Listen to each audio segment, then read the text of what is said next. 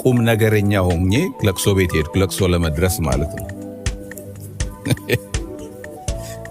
እና ለቅሶ ልደርሳት የሄድኳት ሰው አየችኝና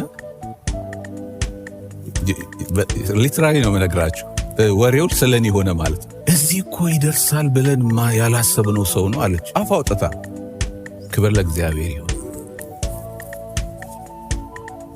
ሶሪ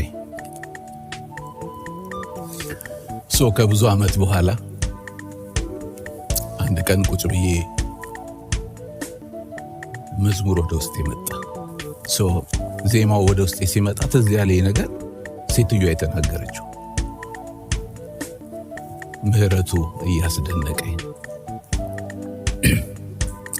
ለጌታዬ መዝሙር ባመጣ ሊያነቃቃኝ